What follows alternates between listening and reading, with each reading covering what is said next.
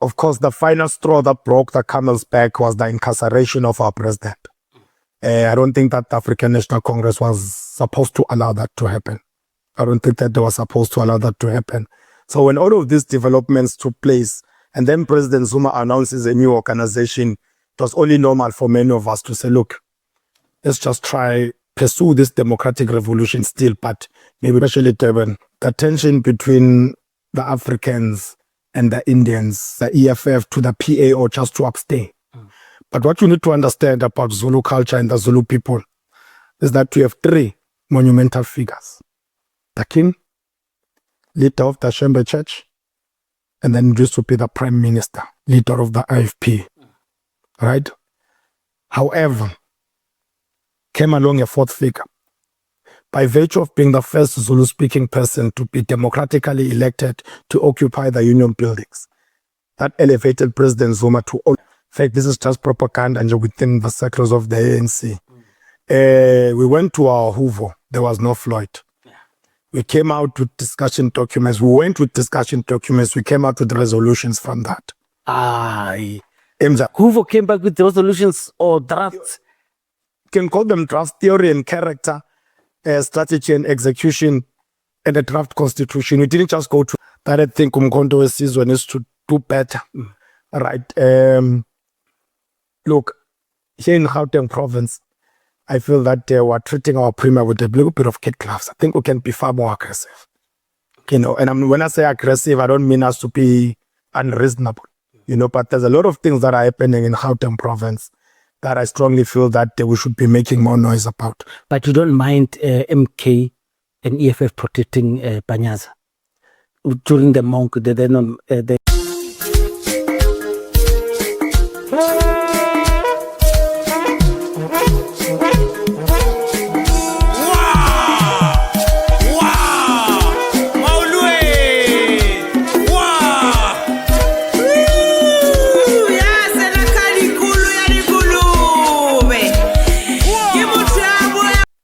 Mashiane Politically Incorrect. We've got a leader of the MK party from the city of Johannesburg. We were with this cadre on the ground during the G20. And you know, I was very topical about my dissatisfaction about how comrades wanted to embarrass our country, man. Whenever we had those things, they matched with Afri Forum, and people started thinking, maybe Afri Forum, their date, we're paying these guys to go and march. But Iskatsobo speculator is done. Now comrades are here. We're going to ask. He will tell us what issues does he want to ventilate with us. I'm going to start. Am I right, Fikere, Commander Mone?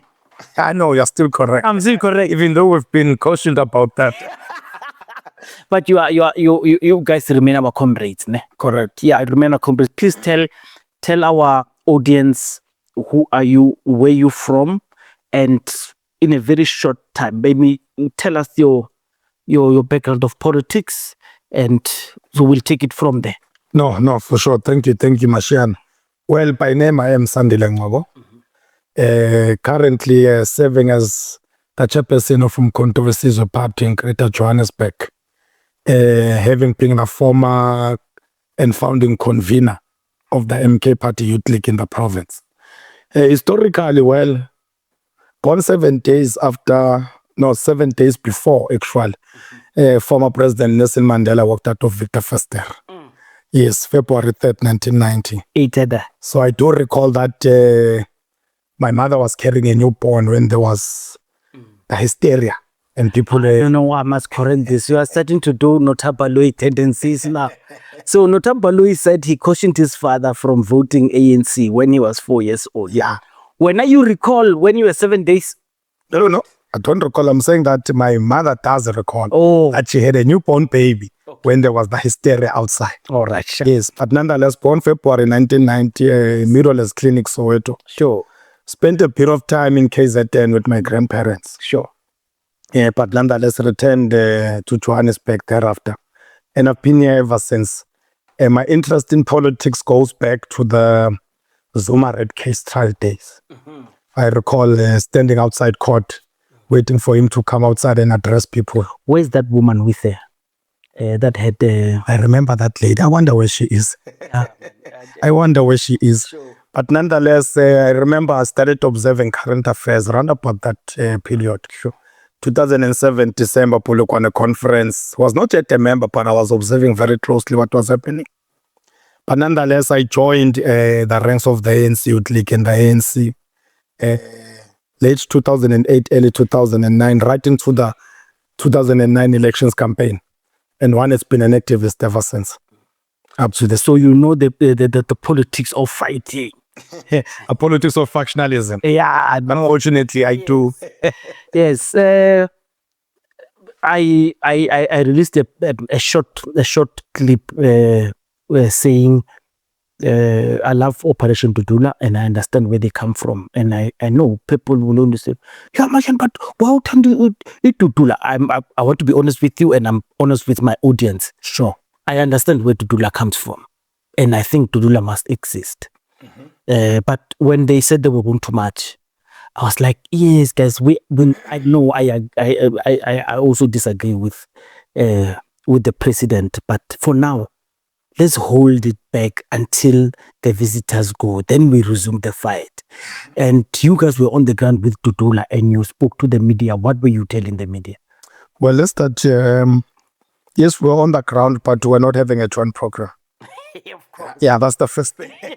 That's right. But we thank you. Yeah, yours. Yeah. Yes. Look, what we're telling the media and what we told our members and structures and the people of South Africa in general was the fact that, number one, the cost of hosting the G20 summit, given our current socio-economic problems, the 700 million plus minus price tag is too hefty. That was the first issue. But second, we also wanted to bring to the attention of the world, and this is not a new phenomenon. You can go to the UN General Assembly, there's always interest groups outside picketing. And the purpose of a picket is to say, look, add the following items on the agenda. Consider the people of Sudan as you go in there. Consider the people of the Congo as you go in there. Consider the plight of South Africans as you go in there. You know, and there are many other socio-economic factors which affect South Africans. And not a single placard of ours actually said no to G20. We're actually saying, look, consider certain issues while we're inside. But also, we are an opposition party in South Africa. And it was also important for us to bring to the attention of the president that, look, as you sit under that limelight, do not forget, there's still Pala, my friend. Don't forget that. We still need to account. There is still those concealed back statements. You still need to account. There's the current commissions that are happening. So when it's all said and done, kindly return. But lastly, we are also Umkhonto Wesizwe in Johannesburg. And look, in as much as one can applaud the efforts and say, oh, look how clean the city is. We saw in Alexandra at Pan Africa Mall trying to clean up parts of Vilakazi streets. They were trying to clean up, but it was all for show.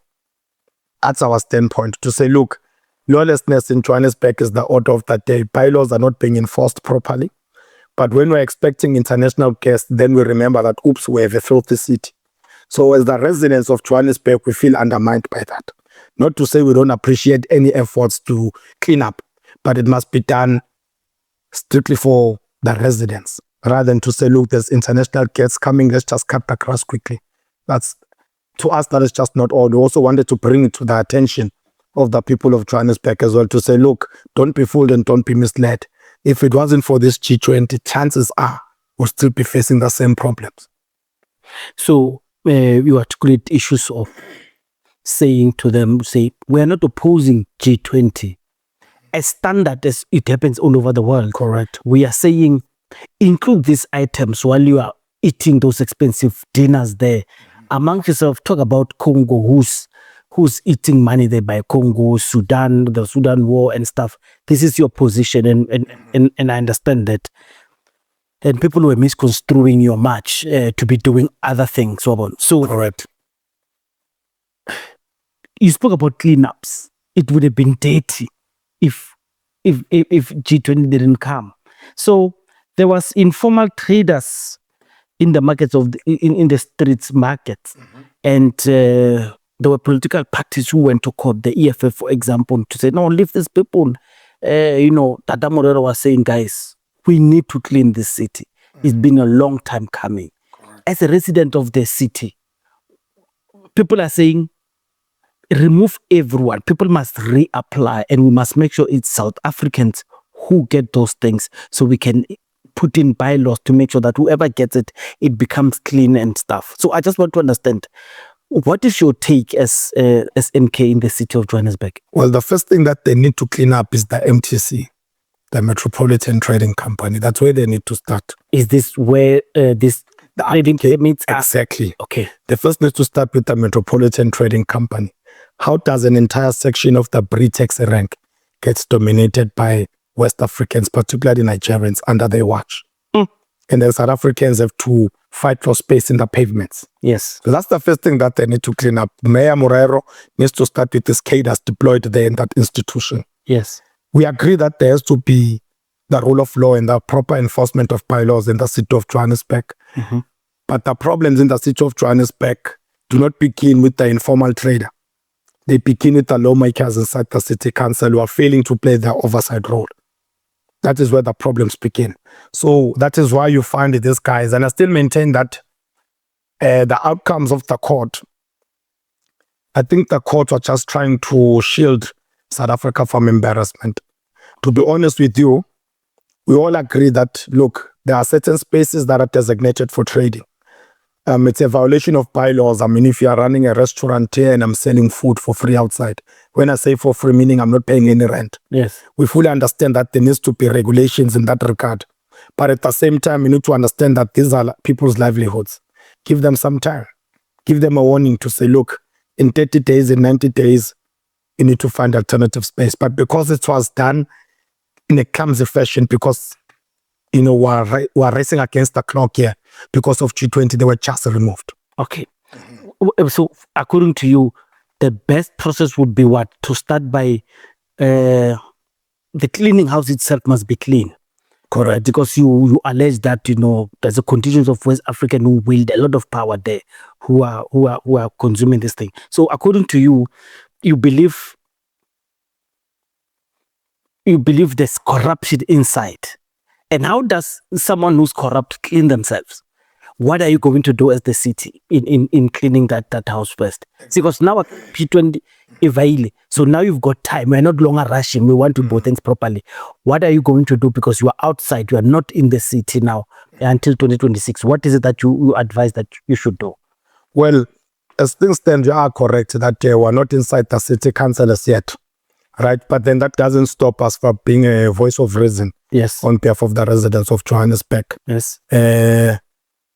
Amongst other things, we're definitely going to be raising awareness on these matters.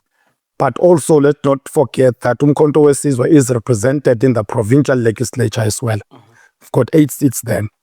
And local government is part and parcel of the portfolios that the provincial government looks into.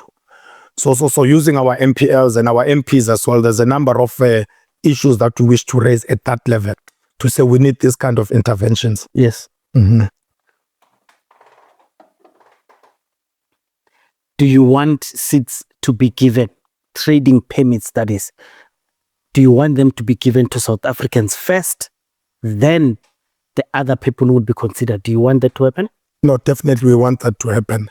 Look, I believe that in any country, a country like South Africa is bound to attract immigrants.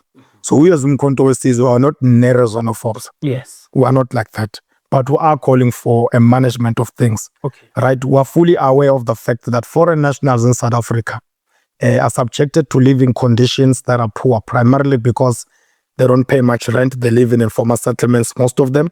Those who are in the CBD are living in high-tech buildings. Yes. Whereas Mashiane is living in a proper structure. So Mashiane, on the other hand, needs to earn a certain amount of money to maintain that lifestyle. So yes, we want South Africans to be prioritized first. But we're not also saying that foreign nationals must not trade. Right? But then we are emphasizing that people must follow the laws and people must be registered to be in the country. So you spoke about what I'm going to call the cleaning house. So what if the cleaning house itself finds that Umapoloba qualifies for the permit? Yes. Umapoloba queues 5 o'clock in the morning. He gets the permit. Maluleke from Mozambique has a legitimate business. He sells curios or whatever. Maluleke says, okay, Mapoloba, uyasifila phela wena, uyabona mas ufika muka 10, uchaya ka 2 because wajola wena. Your stand is always empty. Can I trade with you or roll up ile wena tlampana ke tla fa wena rent? Well, that's illegal, by the way. Yes, Mapoloba finds it very comfortable. He says, well, these are my benefits of being a South African. To secondarily charge, to sublease my lease agreement to a foreigner. And the only thing I do, I'll just lazy at home and I'll get 600 per month from that lease that I gave someone and maybe they give him for free. Is it a bad thing for South African or is it a good thing for South African? I just want to understand. It's a bad thing. It's equivalent to South Africans who get RDP houses and list them out. Yes. Even if you list them out to another South African, I don't think you're being fair. What should happen to those South Africans who do that? Because you remember during the spaza shops, the community of South Africa stood up and say, no more spaza shops. But we found our own people who are leasing these things to people who don't have documents, who even went to, you remember that type. So what should happen to South Africans who do that? No, the law should take its course. I believe that they should be dealt with. They must remove their permits. Yeah. You know, in the case of our cocos who are renting out to the foreigners who run spaza shops. Yes. Remember that ideally they're just house owners. They're not necessarily in the real estate business. Our grandmothers have been living in these homes and this becomes a source of income. Yes. I believe that it becomes a responsibility of government to provide guidance, to say, Coco, before you allow them in your home, kindly follow the following steps. Because if you look at those structures, they are violating many bylaws. Yes. The structures themselves. So in other words, you are saying, in certain circumstances, you understand why South Africans would do that. Like, for example, maybe Kadi Spaza, maybe not so much Kadi RDP, but you understand why it happens. No, definitely we do understand why it happens. Look, there has been instances where during the so-called violence or xenophobic attacks, as they call it, and the house owners will say things like, no, we understand that you guys want them gone because of whether, you know, rotten food or whatever the case is, but my income. Yes. And that is a question that we unfortunately cannot answer in many instances to say, Goko, when we remove Abdul, Mashiane comes in. We don't have that plan. Yes. That's the unfortunate part. Yeah. What is the main thing that made you leave the African National Congress? African National, I'll be honest with you. I was disgruntled before I left in terms of how President Zuma was treated. I won't lie and say it's the factionalism, this and that. We were used to that. I don't recall being a member of the ANC and there were no functions. Maybe those who joined decades ago, right? It wasn't about that. One could survive and maneuver within that space of factionalism. The main pressing issue was that, look, our president has been treated unfairly, right? But then the cause of disgruntlement also was the fact that what we were taught upon joining the organization was that, look, Mafet, we're a disciplined force of the left. We're pursuing what is known as the National Democratic Revolution. And we were taught that it was broken down to us, right? Linked to the Freedom Charter at some point and all of that. Now, if you analyze the African National Congress today, it has become a neoliberal organization. Hence, they're able to suppress workers. Hence, they're able to suppress unionism in general. Hence, they're able to be in the same bed with organizations like the IFP and the DA. Right? So, of course, the final straw that broke the camel's back was the incarceration of our president. I don't think that the African National Congress was supposed to allow that to happen. I don't think that they were supposed to allow that to happen. So when all of these developments took place, and then President Zuma announces a new organization, it was only normal for many of us to say, look, let's just try pursue this democratic revolution still, but maybe through a different organization this time. The reason I'm asking you that question is Uhope said, because he was contemplating the economic freedom fighters, and I've spoken to a lot of people that since the mistreatment of Ubaba, they've been voting EFF. And when 2024 came with an option of Jacob Zuma, they all went to MK. Mm-hmm. They juxtapose it with, you only went there because you are Zulu. Mm. Do you want to answer them on that? No, definitely. In fact, let me break it down to you like this. What many people are failing to understand is that there's a series of events that led to the Zulu-speaking population of the country being angry and disgruntled towards the African National Congress. Right? Now, they were ready to take their vote anyway, not just the IFP. Especially the younger generation, they've never been IFP, most of them anyway. Mm-hmm. And they were ready to take it to the EFF, to the PA, or just to abstain. But what you need to understand about Zulu culture and the Zulu people is that we have three monumental figures. The king, leader of the Shembe Church, and then it used to be the prime minister, leader of the IFP. Right? However, came along a fourth figure. By virtue of being the first Zulu-speaking person to be democratically elected to occupy the union buildings, that elevated President Zuma to almost similar or even equivalent status. Him being a peasant, mind you, not born into royalty or any of that, right? And so if you analyze the problems within the Zulu royal house, the challenges within the Shembe Baptist Church, and the passing of Teliwele, at that time he was still alive, right? You can only imagine that President Zuma is one of those father figures within the Zulu nation. True. And then prior to that, we had an ANC that went to its conference, the second Nazareth conference, had an entire top 8 or top 7, as they call it, nobody from that province. So even their own members were looking at their own organization like, and then, Makabane, where are we going? Because whether you like it or not, this is a game of numbers. And if you want to attract numbers in South Africa, you don't leave out the Xhosa-speaking population, you don't leave out the Zulu-speaking population. In fact, when it comes to addressing the national question, when you sit and discuss leadership, you sit down and you say, comrades, how do we accommodate our brothers from the north, our sisters from other minority groups? They failed to do that in as far as the Zulu-speaking people are concerned. Then it was their silence after the incarceration of President Zuma.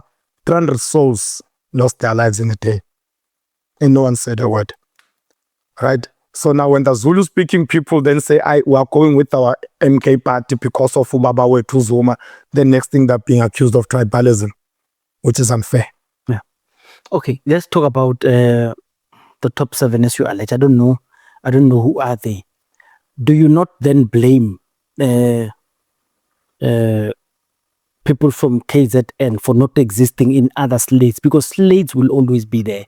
So for example, let me give an example. You can imagine if you are leading a slate. I'm just giving an example. You are leading a slate. You and I come from a background of conferences. You do know even a year before we start talking about slates, other people bayafika ulama slates and then they decide where they want to go. But we keep having an empty slot. So, but we need someone from KZN to occupy this. And the conference is coming. We're not finding anyone, but there's someone who says, guys, I'm a passenger. Put me here because I've got a contingent of people who want to come. But we said, yes, but we need someone from KZN, but maybe people from KZN. I'm just giving scenarios. Someone from KZN doesn't come, but this late wins. Do you then blame this cabal for not having diversity? Because all I'm saying is, maybe when they gambled, and I remember before Nasrek, Didi Mabuza one shire would be where was it? Before it was in his home province when they nominated Comrade Unity instead of being covered and saying NTZ. You understand? So there's a conference where you were betrayed by Didi Mabuza, and the slate of Didi that didn't make it. But in short, I'm just saying that it's maybe the collateral damage. It's like, I don't think any of those slates deliberately will say, no, I don't think so. Because Umkhonto has always not been in the camp about Ramaphosa.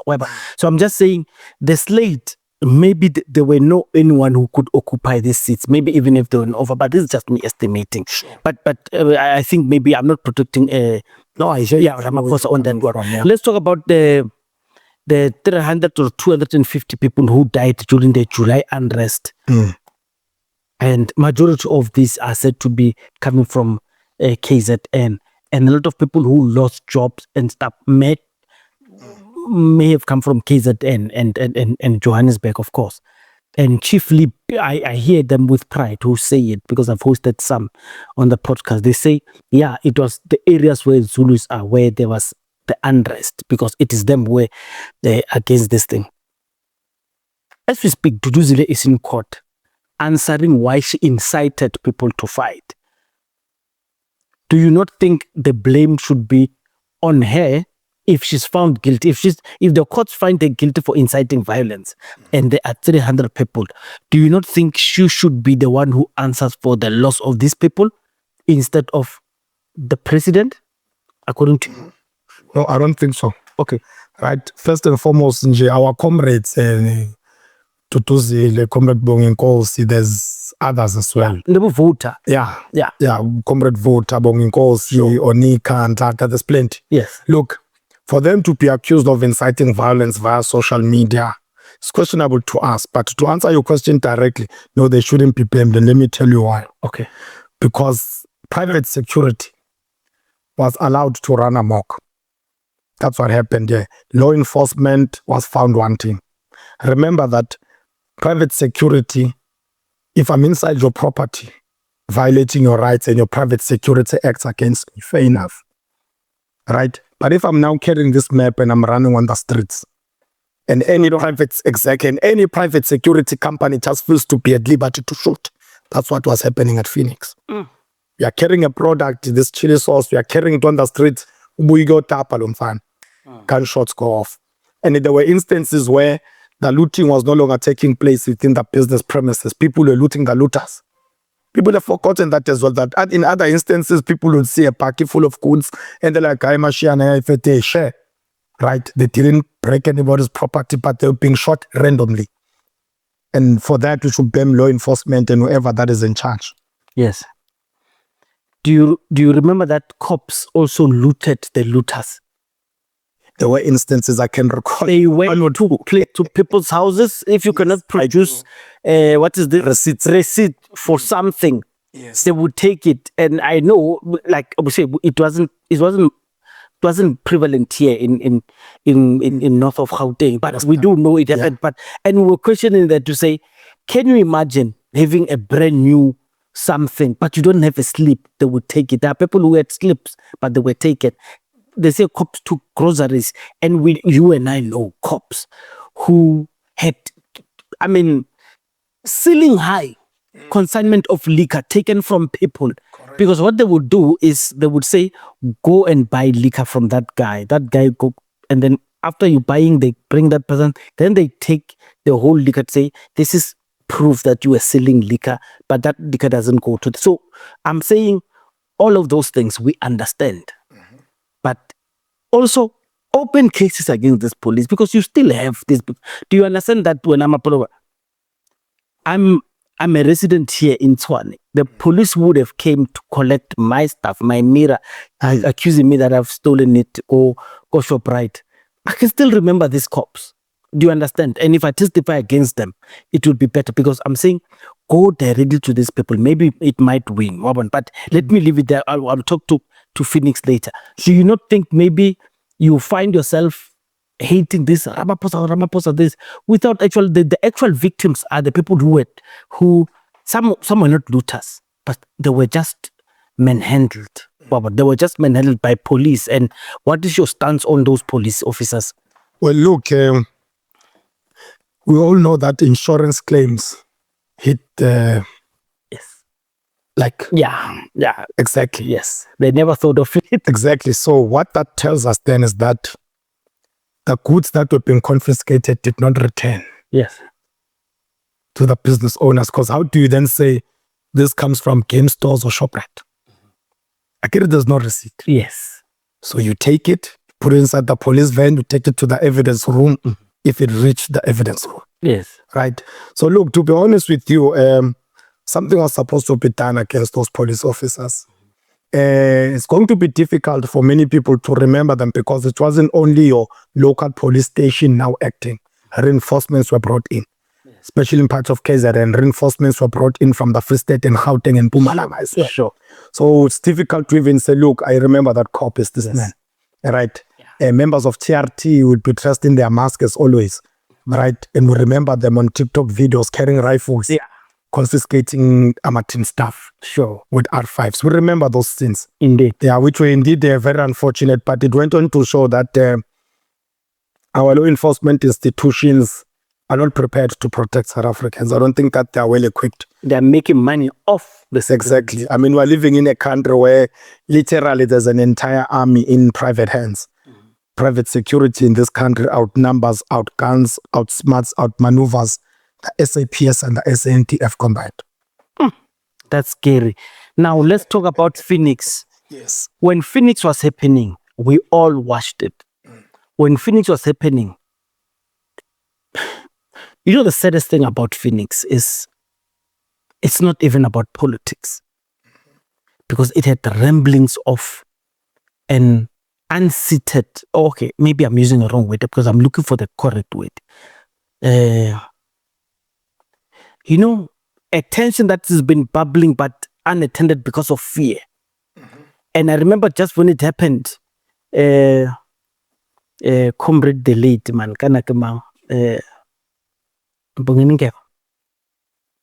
Okay. Yes. About his song about Amandi. So I want you to understand that when it happened and Amabuto started saying, well, we are answering. And we said, finally, now it's going to be, this matter is going to be attended. But before we go there, before you answer that, also answer this part. Because this is what upset me about Phoenix. It wasn't only about people looting. In Phoenix, it's a mixed community. It's not only Indian people. Correct. But those Indians were said to be targeting other African people that they were seeing in the streets. So it looked like we are taking advantage of, now we are shooting the people that we've always hated. What do comrades tell you, people who were near? Because I know a lady who lives in Phoenix, and at the time you explained this thing to me. I just want, what were the tensions there before we start talking about the Amabuto responses? What were the people saying? Look, in KZN, especially Durban, the tension between the Africans and the Indians is over a century old. It's long. Yes, and remember that the Indians, upon their arrival, 1909, 1910, 1911, when our great-grandfathers or Koko back in KwaZulu-Natal were rebelling after the Babata rebellion, when they were saying that they are refusing to go work in the sugarcane farms. When their land was confiscated, they say, Mashiane, no, you can stay in the land, but you are now an employee in this land. Had the cattle no longer belongs to you, it's mine. You know, our forefathers were rebellious against that. And then the Indian people were brought in as a reinforcement. They've always been loyal to the British Crown. That's the result. Put it correctly, they did not come in as reinforcement, but slave workers. Correct. Yeah, they came in as laborers. Yes, laborers. Elevated a bit because of their ethnicity. Exactly. Yes. And so even the Afrikaner Nationalist Party once had the native question and the Indian question. Right? Because they were noticing that the British-speaking population was now mobilizing the natives and the Indians as an anti-apartheid force. Right? But what we saw here is that we saw the capitalization of the Indians way more than the Africans. So they dominated commerce, and they still continue to dominate commerce in that part of the country. Right? And so those tensions have always been there. If you recall, not just Tuba Bumbong in Ngema, but even Upuze Kemisi, there's a song where he talks about, I think it's 1960 something, where Shukuti Sasha Amandi, Babegu Plababantu. You know, there is a history of violence against Africans, whereby the British or the government of that day would align with Indians. But nonetheless, we entered democracy in a reconciliatory mood or spirit, right? And now this reconciliation in black and white, it's there. but economically, unfortunately, it's not there. And so the Indians remain steps ahead, all right? And that is why you find a situation that if it is the Indian community that says our businesses are being looted, it's equivalent to the white farmers when they say we're being murdered in the farms. The question is, why are the farmers only white? All right? Why is commerce in that part of South Africa, KwaZulu-Natal, the East Coast, dominated by the Indian community? Once we acknowledge the fact that, look, they are our countrymen, we fought in the trenches together at some point. We're not promoting any anti-Indian sentiments as Umkhonto Wesizwe, but these are other sensitive subjects that we need to sit down and discuss because, and this is my most humble opinion, and I hope I'm wrong about this gut feeling, that what we saw in July 2021 was just the beginning of many unrest to come if certain things are not dealt with properly. Are we then going to have a situation again where the Indian population unleashes private security against poor Africans from hostels and informal settlements? It will create unnecessary tension that I believe the Indians themselves do not want. Okay. We know a lot of battles. I mean, they would talk about the sun. Yeah. Do you have in recorded history where it was a toe-to-toe battle between the Zulus and the Indians? Not that I know of. I do know of Indian reinforcements, colored reinforcements, including our own brothers coming in as reinforcements, either for the Boer attacking Sekhukhune or on the side of Lord Fletcher attacking Bambata and everyone. So the Zulus do not have a history one-on-one of not striking back or not striking at all. Because we're characterizing them as the oppressive system of because they became a system in themselves. Because you understand that Mahatma Gandhi, who of course is not Mahatma, Mohandas, he was pushing for the emancipation of Indian people at the exclusion of Africans. So he was never your hero. He fought, and I mean we've written about this over 20 years ago. He did not want African people to be freed. He wanted all the Indians to be freed. So it has always been a distinction. So I mean, even the way he spoke about Africans, there was never confusion. I want to understand, you do not have any, because the reason I'm saying we were watching, and because Amabutu, when they wanted to fight back, we were thinking this is the first time we'd actually have Amazulu fighting people who are not Africans. Of course, I acknowledge the Battle of Isandwan deliberately, but we have never seen that as well. Because when people are always saying the reason they have a problem with Amazulu is they would only fight other African tribes, but not the because they've got a very close relationship with the Afrikaners. They would never fight in that battle, and they would never fight even the Indians who are controlling the economy of Durban. And when that was supposed to happen, comrade Kanakemang, and unfortunately, man, I always Musik went in there and spoke very well and created peace. And I think Ubaba Gudula still there. Yes, I think he went there to speak peace. So this thing was Babu Gudula is no longer there. Was no longer there. One of the first public appearances of Isilo Kodul, Mr. Zulu, it was him. Remember that speech? Yeah. When he was trembling, struggling to read it. Yes, that was that. There was Telezi next to him. Okay. Yes. Look, Amabuto were told to step down. Yes. Yes. In the interest of nation building, we'll then argue and say, oh, well, it was in the best interest of the country. We don't need violence. Yes. Right. But it's unfortunate that when people tell Zulu history, they focus on the battles between Uzulu and other smaller tribes. It's very unfortunate. Yes, it's very unfortunate. Yeah. And I want you to understand, for people who are looking, South Africa was not looking at it to say there must be bloodshed. They were saying there is an opportunity for Umageba to show that they would want to, because at the battle of that, it was the fact that you are one of our undeclared enemies because you have taken over just about everything. Well, in wealthy suburbs, in in Durban, you still have remnants of these were Indian places. So it was okay. They have stopped. Is that going to push them to a negotiation table? Do you understand? It was the disappointment came from that, and I think people have never forgiven. Which was the ANC, of course. People have never forgiven the ANC for not saying, "We are speaking to you on behalf of our people." They are not happy. They are not happy, and ANC in eThekwini region, I mean, the biggest, the most glorious region, and this is why you are going to contest it. It's going to be a very big contest there in eThekwini region. I just want to understand: are these battles empty? Is it ever going to happen? Are you going to SMK? Do you have an Indian agenda where you are saying, Indians, let's share the wealth of Durban, let's share the wealth of the west coast of our country, Yes. of the east coast coast. Look,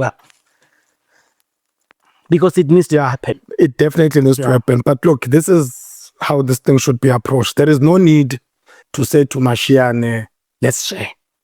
There's no need to do that. You take... No. You don't even take from anyone. What you do is that you empower your own. They'll go and compete. Those are the rules of commerce. That's capitalism. Over 31 years, Mchana. There's never been a week. Of ANC there's so much wealth in Indian hands. And it shocks us for people from inland. You guys, it shocks us because when we get there, we actually realize how most mahua amo Durban Kima Indians. Sure. They are the ones and it shocks us every time because we think, why can't they just share the wealth? I mean, you guys have been in when I say you guys, I still remember your ANC credentials. We've been in control of all of these things for the longest of time, but you could not push policy to transfer things into other hands. But I understand what kind of a battle. Waperi Maibuye 2024, what was supposed to come back? Oh yes, Maibuye Africa. What was supposed to come back? Land ownership in South Africa, we all know that. Still industries there. These are the 8 pillars. Technology. Yes, these are the 8 pillars, the people's mandate in picture format. I wore this t-shirt deliberately because today people are even afraid of saying Maibuye Africa because it's like we're embracing something else that has just been launched recently. Are you saying that this artwork precedes Floyd at MK? This artwork was there before Floyd joined MK? Wait, because it says 2024. Before you start with this logo here, very old. That says 2024. It precedes Floyd. He was still the deputy CIC of the EFF at the time when we had this t-shirt. So if Floyd, because he always does claim conceptualizing of a lot of intellectual properties. True. If Floyd were to claim that the Maibuye concept comes from him, he would be lying. You taught Floyd Maibuye. He'd definitely be lying. I don't know where he learned it from, but what I can tell you confidently is that Umkhonto Wesizwe is preaching a message of decolonization of the economic system of the country. So when you say Maibuye Africa, we're saying that land must return to the rightful custodians. The role played by traditional leadership needs to be recognized and elevated, right? We're also saying that when it comes to the means of production, the African majority needs to have greater ownership, right? When it comes to knowledge systems of the country, we need to acknowledge the knowledge systems of the indigenous knowledge systems of the African people. So when you say Maibuye Africa, and this want all of you to come back. Thank you. I was speaking to Comrade Ebnam Sase. He says, you guys did not even have an ideology besides Ubaba before Floyd came. So it was only with Floyd that you guys started to have a structured policy framework that guides you in a trajectory that is some sort of cohesive, because you were all over. This is what he alleges. Any response to that? No, definitely. Comrade Abner, I have a lot of respect for him. He's completely misled on that one. In fact, this is just propaganda within the circles of the ANC. We went to our Hoover. There was no Floyd. We came out with discussion documents. We went with discussion documents. We came out with resolutions from that. Hoover came back with resolutions or drafts. Can call them draft theory and character, strategy and execution, and a draft constitution. We didn't just go to the Hoover and ate and slept and came back. That's not true. Mapaloba, I've spoken a lot with MK people. Yes. And the contest has always been, you go to Hoover, after the Limpopo Bosberand, you sit, you dwell, you don't do anything. Floyd comes, by September he launches what we call the Floyd Constitution. It gets a lot of MK people very angry, especially people who attended Hoover, and I spoke to them even on the podcast, so they even said it on camera. They are not happy with the Floyd Constitution because they said a lot of the Hoover suggestions have not been incorporated into what because they feel Floyd came with this thing. I spoke to comrade I always forget Molefe, man. I always convise. No, not Molefe. Undone. No, not Undone. That comrade from Northwest, man. The councillor. Yeah, Taviso Councillor. Yes. Yeah, I always confuse his name. Yeah. He said that Floyd Constitution will be taken out. He doesn't want it. And he knows a lot of people don't want it. And it's been proven that those people don't want it. And people are not happy with the Floyd Constitution as we speak. That's what I'm saying. Many of us are not. Exactly. Because Floyd found you with Hoover. But you guys were dilly-dallying with that Hoover policy direction. But Floyd cemented his own and he gave you a trajectory. And Floyd brags about it. Yeah. Yes. So maybe Ebna is correct. You guys have a lot of things, but you are not moving. So Floyd came in and hijacked you and gave you a Floyd Constitution. Now he left you with that Floyd Constitution. Well, look, to simplify it, Floyd took advantage of inconsistency and instability in the office of the Secretary General. Yeah. Right? This SG comes in, this one out. This one wants to implement his own systems, and before he can even implement anything, is out again. Yes. So look, we can acknowledge that as an organization that, look, there has been challenges in that office. Yes. Right?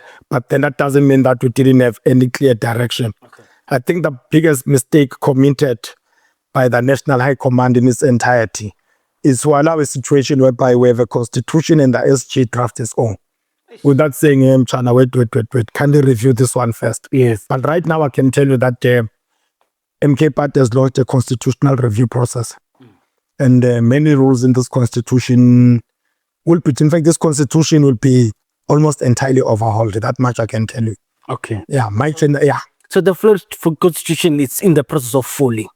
Correct. But you do realize that even before he left, he gave a date for August 2025 for that constitutional review process. Well, Floyd was still alive. He gave actually that date to say there's going to be a policy conference. These are the things that is going to... I remember that roadmap. Yeah. But anyway, so Floyd spoke or speaks about a lot of things that are going wrong inside MK. Mm-hmm. Were you with MK from inception? Yes, correct. Thank you. What are the things that, the ANC, when they claim they are in a process of renewal, they say one of the first things is knowing your faults and fixing it. According to you, and I want you to understand, I'm not asking you for policy, and I'm not asking you what does MK say. I'm saying according to you, what are the things that you see, you acknowledge, more if we are to be true and to change? Here are the mistakes that the MK does. And as a member, we acknowledge these are the mistakes and we are working on it. Like you say, you are working on the constitution. The process has been kick-started. What are the things that people criticize the MK about and you guys also acknowledge it and you are engaging leadership on it? Oh, well, the first one, the slow pace of implementation. It takes time. Yeah, many things are taking time, disciplinary processes, it takes time. Yes. But also we're criticizing the lack of stability. We're saying that at some point, let the appointments be made quick, right? And after making the appointments, we understand that the organization is under construction. But looking at the fact that we're going into 2026 local government elections, can we not then say, Mashiane, you are appointed as of now, here's your appointment letter, we'll talk to you after local government, go and wait. And You know, capacitate you to go and work as well. exactly, so that you don't have this thing of saying, "Eish, I'm chairperson now, but high possibility that halfway throughout the election campaign, there'll be a new SG will want to establish a new provincial structure, that you'll want to reconfigure the riches that they find." So if we can only get it right in terms of stability, Yes. I think we'll be on the right track. And the last part that I think Umkhonto Wesizwe needs to do better, right? Look, here in Gauteng province, I feel that we're treating our premier with a little bit of kid gloves. I think we can be far more aggressive. You know, and when I say aggressive, I don't mean us to be unreasonable. You know, but there's a lot of things that are happening in Gauteng province that I strongly feel that we should be making more noise about. But you don't mind MK and EFF protecting Panyaza during the the motion of no confidence. We don't mind, and let me tell you why. Okay. It cannot be that the Democratic Alliance only sees mistakes on the one province where they're not co-governing. So we didn't allow ourselves to be bullied by them. Okay. So what our comrades at the legislature did is commendable. True. Mm-hmm. Okay. Because now the DA was trying to bully us, to be honest with you. Look, given the mistakes that are there at national government, we're expecting the DA to say, look, we're pulling out of the GNU. We don't want to be associated with Cat Matlala and them. Blue lights addiction. Look, take the blue lights, we don't care, we'll return to our... Will never happen. Now they want to come and try pull us by our noses here in Gauteng province. All right, sharp. So you say kid loves on Panyaza. What are the things that you think Panyaza is doing wrong that you guys must put pressure on? We're supposed to slaughter him over the school nutrition program. Ish. Those are our children, these are our schools. We're supposed to slaughter him. He says the problem with tendering is whenever you grant someone, you spend a lot of energy and time fighting the other one in court and interdiction and stuff. Do you want a tender to fall? Look, the tendering system is very flawed. Okay. I'll tell you. But would you want it to fall? And must it start at local government, or must it start at provinces and then go national? I think it must start at local government level. We need to go back. Yes, we need to go back to municipal entities that have the power to implement. Let JRA build its roads. Yes. Let them build it. Yes. Instead of allowing the potholes to turn into craters. Yes. And then from there on, via the PFMA, we then release a tender, and then the bidding process takes 90 days. Then the contractors inflate prices, we give them to friends. And before you know it, I mean, look. All right. Exactly. Sharp. Among the problem that have been played, and I would include Floyd in it, is they say one of the biggest problems of MK is Duduzile, because she still has not answered for what has been cited as a pending disciplinary matter that she has to answer for. Do you think Duduzile is the problem at MK? No, not at all. She's a solution. Not at all. Comrade Duduzile is a member of Umkhonto Wesizwe in good standing. Yes. We've deployed her to Parliament, and she's also deployed to the Pan-African Parliament. And look, we have a code of conduct within the Floyd Constitution. Yeah, the Floyd Constitution. We have comrades who are mandated to deal with the matters of discipline. But if you do recall, Floyd Shivambu did complain about Comrade Duduzile's conduct, and there was an apology issued thereafter. Right. So to then say that Comrade Duduzile is at the center of our problems is not fair. Okay. To her. All right, it's fine. So in that you are saying you're absolving her, and she must not go and answer at the disciplinary. No, I don't think there's anything. Okay, and you don't blame her for disturbances in parliamentary. No. Okay. Do you blame her for? Okay, maybe it's a bit premature because of what is stand. Do you think the MK party must issue a statement, because now she's attracting bad press towards the organization that is Umkhonto Wesizwe with the MK17 scandal of people going to Russia? Do you think she herself, she must release a statement, or the MK party must release a statement on her, because she's attracting it to the organization and to the Zuma family? And I know you will not be, I just want to understand, because, when something happens and she keeps quiet, if this lie keeps being perpetuated, and I keep saying on the podcast, sometimes you blame us, but if you're not talking to us, we are going to speculate. So what is the right action for Umkhonto Wesizwe regarding the Duduzile? Look, Yeah. as you and I are sitting here, our national officials are meeting. Okay. And I definitely do believe that this matter will make the agenda. Okay. And then I believe that from there on, the organization will then issue out a statement to provide clarity on that matter. Okay. Yeah.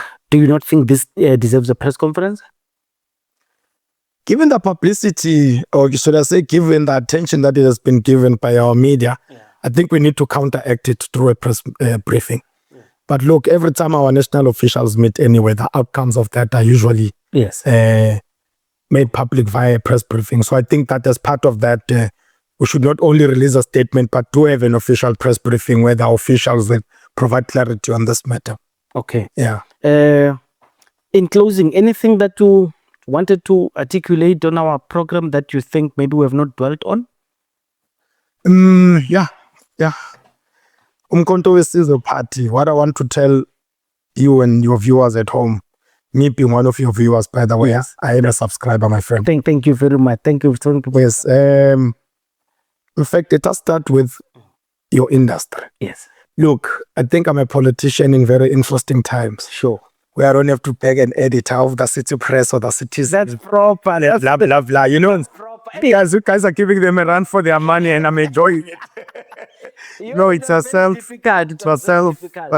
Penuel, Sigi, you know, Sizwe and others. You guys are doing a very good job. Thank you. And look, what we have done is that we have shifted the political landscape. You know, when we talk about revolutionaries, we usually refer to ourselves as politicians. Yes. But revolutionaries come in a form of academics. Sure. They come in a form of entrepreneurs, independent media practitioners like yourselves. Sure. So what you guys have done is that you're allowing a man who's not in blue lights. Yes. I mean, my equivalent is Dara Morero, but you can't compare that to, you know. You can still find me at a taxi right now. But look, what you guys are doing is that you are allowing the voices that have been suppressed for the longest time to find expression. Sure. And it's going to be interesting times going forward, you know, because the entire entertainment industry has shifted as well, you know. We're no longer having content being imposed on us to say you tune in at 8 o'clock. Yeah. A show that is played, you know. True. You guys have given us, look, you've tapped into that space and taken full advantage of it. And I feel that ourselves as political activists, this is our space and this is where we belong. Thank you. But secondly, we're going towards local government elections. And many people are asking questions. So who's the candidate of the MK party? Are you the candidate? Because other organizations, if you are the national chair, you are the candidate. Of whom, right? Look, all I want to say to the viewers at home, Umkhonto Wesizwe Party in Johannesburg, in due course, we will have a candidate. We're not operating under the pressure of saying, okay, we must also go recruit a celebrity. Yes. From Channel 157. No. We're not under that pressure. Yes. We're not under the pressure of saying that we must go find a tried and tested somebody of a particular age. You know, what we know is that Umkhonto Wesizwe in Johannesburg, we will enter the Metro Center. Of course, like all other parties, we're in it to win it. We're targeting 51% plus. But what I can tell you confidently is that, judging by the by-elections that we've participated in, yes, we haven't won a single one as yet in Johannesburg, in fact, in the entire Gauteng. Right, but what we can tell you confident is that we are participating in these by-elections to measure our growth. And if we do our projections, indeed it does tell us that we're definitely going to be a force to be reckoned with. So as we build our election machinery, as we build our structures, we are in a position right now working with our province and our national leadership to then make sure that there's a uniformed approach towards us contesting the metros, you know, and we're going to shock and surprise many. Especially those who are in denial about the fact that, look, Umkhonto Wesizwe is here to stay. There are two organizations which make them three, which we're going to annihilate. And I'm saying this confidently, not out of arrogance. This is based on research. Look, the white vote is consolidated. The DA is quite safe, unfortunately. And the black vote is quite scattered. But Umkhonto Wesizwe is mobilizing and attracting many young voices and many young people towards it. And that means that we're going to cripple the EFF, which is becoming increasingly unpopular by the day. The younger generation of voters are not fond of the African National Congress. And so they're definitely going to be voting for Umkhonto Wesizwe or contemplating their options. But lastly, so we are going to do damage to the EFF numbers in the city of Johannesburg. Most definitely, and to the numbers of the ANC. Yes. And lastly, to the numbers of Inkatha Freedom Party. Ish. Inkatha Freedom Party, historically, unfortunately, this they cannot get rid of, right? The fact that they've been centered around one particular ethnic group. And in Gauteng province, that ethnic group is concentrated in hostels where we've made inroads. Right? So these three organizations were going to take significant numbers from them come local government sometime December next year or January 2027, we'll see. But what we can say is that it's going to mark the beginning of a new era in South African politics. I think we've entered the era of the politics where there is not a single dominant force. So it simply means that us and other parties will have to sit and try to find one another. And look, the only thing we have in common with other parties is that all of us are gunning for the black vote. Ideologically, we have to find one another. We don't know what the IFP stands for, what the EFF stands for. We know what the ANC used to stand for. But that's where we are right now. So look, in conclusion, I don't think that we should be viewing each other as enemies, but rather as opponents. But then also looking at the bigger picture to say that we need to create a government that is inclusive. And it is through local government, actually, where service delivery is implemented, where ideology comes second, but service comes first. And as Umkhonto Wesizwe will make sure that we deploy the most capable men and women at ward and at PR councillor levels to make sure that we bring about the necessary change that we stand for. No, thank you very much. I continue to tell people that, I mean, we are a new media, and every time we have got campaigns, every time we've got programs, include us so people don't accuse us. Do you know how many good news stories I've made about MK? A lot of good stories, because people would invite us. People would then even have a nerve to even accuse us to say, yeah, Mashiane, yeah, you always invite people who hate MK. I was like, dude, we invite everyone. It's those people who decide not to come and see you tap in there, Mashiane hates MK. No, actually not. I invite everyone. Everyone who wants to come, they speak to us. And everyone who invites us to their program, we come and cover it or what. But anyway, Mashiane, politically correct. Thank you. The city of Johannesburg. Any predictions? He just said 50%. I don't know how many seats are in the city of Johannesburg that they are going to gather for, but he says he's going to hit EFF bad and ANC very bad. And IFP might be dealt a difficult blow, because from the east of the city, this is where they are strong. Boma Loras coming back this side, and you know all the industrial areas where the hostels are. This is where they are going to, and I do know they've got lots and lots. MK has lots of presence in those areas, and let's just see how far it goes. Maybe they might as well open their headquarters. Go kwa my. Yeah, that's our stronghold. Thank you very much. Thank you very much.